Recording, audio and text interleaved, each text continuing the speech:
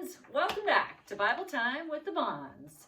Hopefully you had a great weekend and enjoyed worship on Sunday, but now it's time to have some fun. Now I've been sitting all day doing a lot of work, and so I needed to stand up, and I think we're going to play a little Simon Says. So everybody out there, get on your feet. If you've never played Simon Says before, it works like this. Whenever I say Simon says to do something, you do that thing. If I don't say Simon says, you don't do that thing. So for example, if I said, Simon says, touch your head, you touch your head. But if I just say, touch your knees, you don't do that. You only do what Simon says. So let's give it a shot. Here we go. Simon says, touch your head. Simon says, make a T. Simon says, hands on hips. Simon says, touch your knees. Simon says, touch your nose. Simon says, touch your knees. Touch your nose. Did I catch anybody? You should still be down on your knees. Here we go. Keep going. Simon says, hands on hips. Simon says, make a T. Simon says, make a touchdown. Simon says, yo, go Chiefs. Go Chiefs. Simon says, hands on hips. Simon says, touch your knees. Simon says, touch your toes. Simon says, touch your knees. Simon says, touch your head. Touch your knees. Did I catch ya? Let's give it one more try. Simon says, touch your nose. Simon says, touch your ears. Simon says, touch your head. Simon says, touch your ears. Simon says, hands on hips. Simon says, touch your knees. Simon says, make a T. Simon says, grab a lion. What? You don't have a lion hanging around? Well, of course I have a lion hanging around because the lion is the animal that God uses to tell us about today's story. So let's see what you know about lions.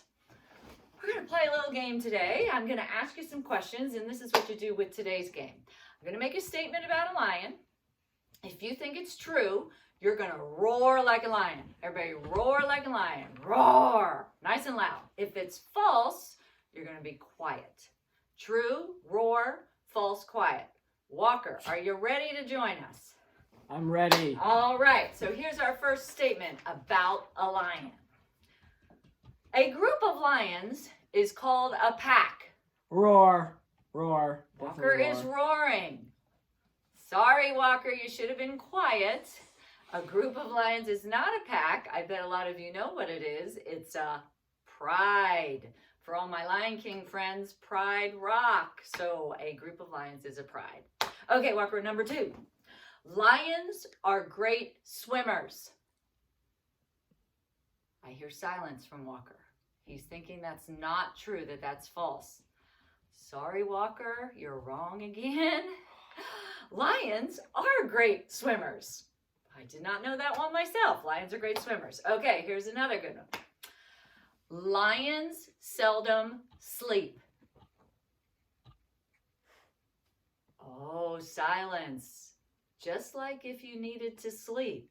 Lions actually are really great sleepers. That statement's false. Way to go, Walker. They actually can sleep up to 22 hours in a day. I'm starting to think Samantha and Walker might be lions. Lots of sleep. Our final statement. Female lions do most of the hunting. Roar. Oh, Walker's roaring on that one. I should hear really loud roars out there. Of course the female lions do most of the hunting and take care of the family and wash the dishes and do the laundry and everything else that female lions do. How'd you do? I am guessing we have a lot of experts out there on lions. Well, lions are making me think of animals, and animals are making me think of jokes. So, Walker, do we have some jokes today? I have a couple of jokes for you today from some of our friends at Heritage. The first joke is from Ethan. It is, why can't you play board games in the jungle? Board games in the jungle. I wonder why. I don't know. Because there is always a cheetah. Ah, the old cheetah, the cheater. Ah, good one, Ethan. Yep, we got one more. And this is from Ethan's sister, Ellie. Oh, she didn't want to be outdone. And it is, what monkey always explodes? Monkey always explodes. I don't know, Walker. What monkey always explodes? A baboom. Ah, ha, ha, a baboon. Great one, Ellie. Thank you, Ethan and Ellie, for sharing some jokes. Don't forget, you can send a joke too. Have your mom or dad send it to me via email. Thanks for the great jokes. Well, guess what? It's game time, folks. And for today's game, you are going to need some type of blindfold. I have a bandana. You could wrap a shirt around, a scarf, anything you might have. You're going to need a bandana, and you're going to need to set up an obstacle course. Now, you can just use things you have in your home, real easy things, some chairs, small table, little toys, whatever you might want to do. This does not need to be a tricky obstacle course. I'd say you want about 3 obstacles and a blindfold. And here's the deal. Whoever is going to be wearing the blindfold, they cannot see how the obstacle course is set up. So maybe if you're wearing the blindfold, then mom or dad or brother or sister, they have to set up the obstacle course in a different room, whatever you need to do. So we're going to give you some time, parents, to get this set up, just a blindfold and obstacles, nothing too hard. And we're going to stop the tape and we'll come back when everybody's ready to go.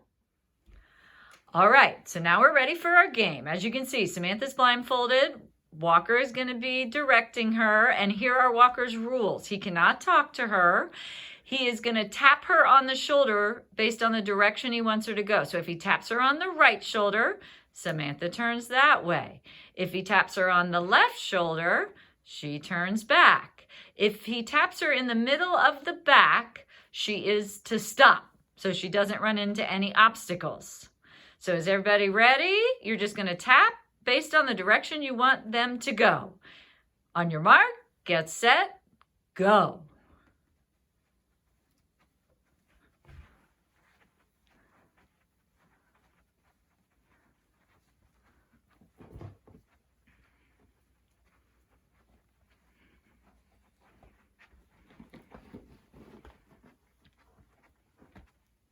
And she did it! Way to go, Samantha! Now, friends, after you watch today's show, you can do this again and switch. So we could have Walker wear the blindfold and Samantha could direct him through. You can even take it outside and make a huge obstacle course, and everybody can try it. All right, so now I want to talk to you about the obstacle course. I got Sam here because she had to be the one to go through the course. So, Samantha, how hard was it for you not to peek? It was hard not to peek because I wanted to know where I was going, but, you know, had to trust Walker to put me through the course. Well, that's my next question. How much did you trust Walker to get you through the course? Well, he's my brother. I love him a lot, but I think there was still parts of me that was scared I was going to run into something. No way! And I asked that same question to you out there. How much did you trust the person that was getting you through the course? But here's the good news. We can always trust God. Sometimes we can't trust people. We don't know if we can count on them, but God's the one we can always trust. We can always count on. God sees things before we even see them, and He wants the best for us.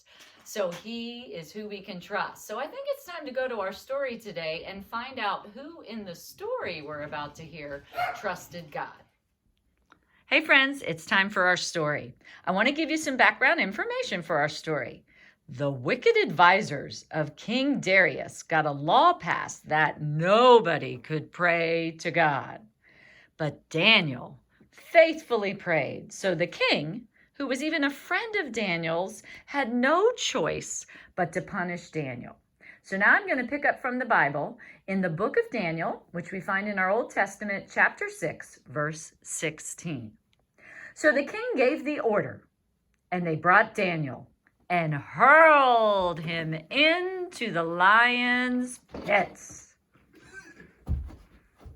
The king said to Daniel, "Your God, the one you serve so consistently, will rescue you." A single stone was brought and placed over the entrance to the pit. The king sealed it with his own ring and those of the princes so that Daniel's situation couldn't be changed.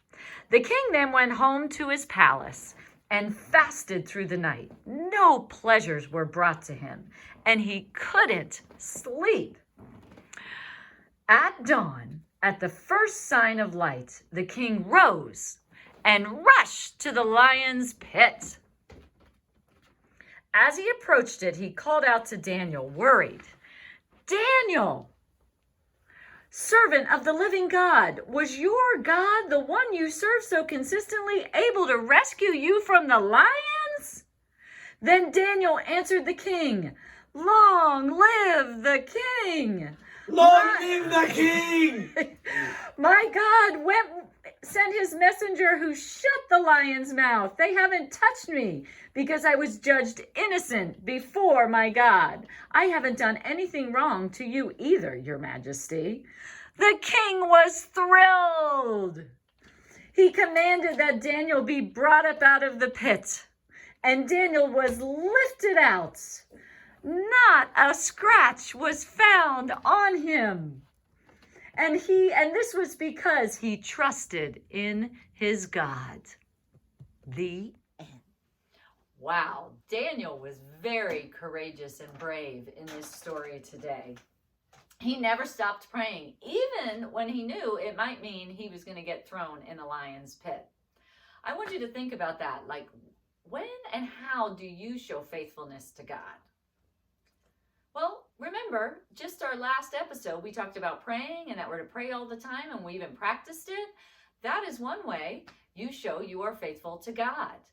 Another way we can show we're faithful to God is to act the way God and Jesus want us to. They want us to be kind, they want us to be loving, and we really need that a lot right now. But that is a way to show faithfulness, behaving and acting in the way God would want us to, being kind and loving. So let me ask you the question. Are you being kind and loving in your homes right now? If you are, that's a way you can show faithfulness. If we've been struggling with that a little bit, that's okay too. But you can improve and you can learn and you can grow and you can be more faithful by showing kindness and love. I want you to join me now in a prayer today because what we learned is that Daniel prayed and he trusted and obeyed. And, some things in life don't always turn out the way we plan. Some things in life are difficult and tough. That doesn't mean that God isn't there. Daniel trusted that God would walk him through it. He still got thrown in the pit, but God was with him through it. And the same for you and I. Sometimes things just don't go the way we want. And even if we prayed about them to go a certain way and they don't go the way we want, that doesn't mean God isn't there. That just means God's going to help us through, and he sees it at the end that maybe it's going to teach us, help us to grow, help us to learn. So we're going to pray right now using what's called a pause prayer. So how this works is I'm going to lead you in the prayer. I'm going to say something, and then I'm going to pause. And during that pause or that time of silence, you can either talk out loud to God, or you can just talk in your head and your heart. Because remember, God knows and hears us no matter if we say it out loud or keep it in our head or our heart. And I'll keep doing that throughout the prayer. I'll make a statement and then I'll pause to give you all time to pray. So we're going to go to prayer now. We're going to settle our hearts and minds. And remember, you can sit, stand, lay down, any way you want to pray. I'm going to be on my knees today with my hands folded. Please join me in prayer. God, thank you for being faithful and for always keeping your promises. I thank you for the promises that you have made to me.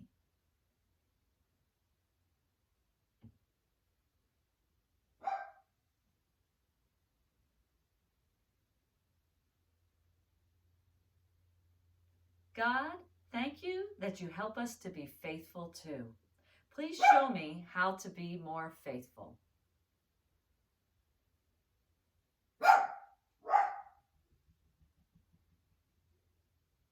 God, thank you for the people in our lives we can trust.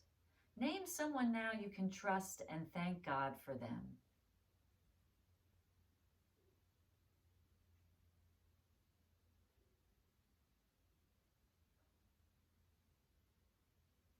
God, help us to know you better and love you more deeply. Share with God why you love him.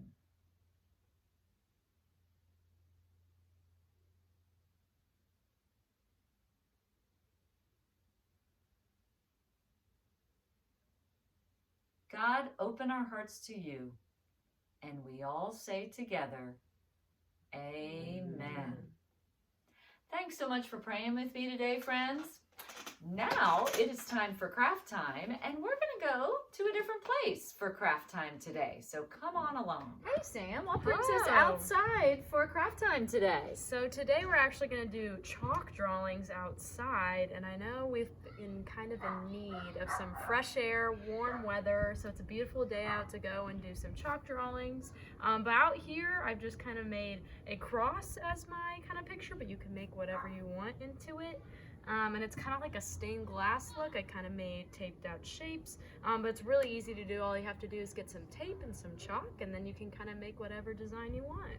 And then it looks like we're just doing different colors. So Uh-huh. can I help color a few Yes. things in here? Yes, if you just want to choose a So- spot, Okay. I'm gonna grab a color too and just start filling in some of the. And so it doesn't matter if I get some on the tape. No, not That at doesn't all. matter. So it looks like looks like a blue painter's tape Mhm. that Samantha used, and as you can see, I did get some on the tape, and that's okay. I'm gonna just color in a few here, and then what we're gonna do is we're gonna head back downstairs and read a little story, and after that's over we're gonna come out here and see the finished product that Samantha has done. I can't wait to see what it looks like. I guess you have to take all this tape up. Is that Mhm. what happens? Yes, it'll show the picture with all the cutouts and everything. Cool. So, yeah. Awesome. Well, thanks, Samantha. We'll be course. back before you know it. Hi, friends. We're going to finish up today reading a story, and the story just happens to be about a lion, and we may even hear Daniel's name in this story. Our story is by Dandy Dally McCall. I used to know the King of Mean. His roar could stop a crowd. They called him Big Mouth Leo, and I ran when he got loud. Then one day I was captured, caged, and thrown into a pit with lions everywhere and not a place to sit. Angry lions growled and fought and snarled as I walked by. With no way out, I heard a shout, "Hey, get the little guy." See our little friend down here? Lots of big lions. I hurried off and tried to find a safer place to hide. Instead, I turned and just my luck. Big Leo, no! I cried. He's trying to get away. There's Big Leo. "This den is mine," the big mouth roared, "and you'll do what I say, 'cause I'm the meanest, keenest king who always gets his way." Leo does not seem like a very nice lion. "Come on, I'm just a scaredy cat." I tried to back away. "Don't bully me," I begged of him, and then I thought to pray. So our little lion friend knew he needed to pray. That very moment, up above, a hand drew back the gates. "We told you, Daniel, not to pray. The lion's den awaits." Then down, down, down came Daniel, heading straight for Leo's claws. "You're just in time for dinner." Leo opened wide his jaws. Daniel's getting thrown in the lion's den, just like in our story. Then suddenly, an angel came. "Now don't behave this way. You're much too bossy, Leo. Daniel showed you how to pray." There's our angel. And all at once he saw the light. That lion understood. He shut his mouth very tight and promised to be good. I think Leo changed. I thanked the angel, David too, Daniel too. Then Daniel gave a nod. The bully might be pretty big, but not as big as God. There's Daniel and the lion, and Leo being nice now. So when you meet a bully who is twice as big as you, you've heard it from the lion's mouth. Ask God to help you too. So our little friend in the story, our little lion, did exactly what Daniel did. He prayed and he trusted that God would take care of him. And that's what you can do as well. And that reminds me of our cheer we learned last week. Be strong and courageous. Don't ever be afraid, because our God has always got your back. Now we're going to head outside and see what Samantha's finished project looks like. All right, we're back outside on this beautiful day and we're seeing Samantha's finished project. It looks like she's pulling the last bit of tape off. Wow, this is so cool. Wow. And look at that beautiful cross. I absolutely love it. You know, we're coming up on Easter. What a perfect symbol for Easter. But folks, I bet you could maybe even figure out how to make maybe eggs or things like that to represent the new life of Easter. So we hope you had a great time today, and we look forward to seeing you later this week when we're getting ready for Palm Sunday. And don't forget, God always has your back.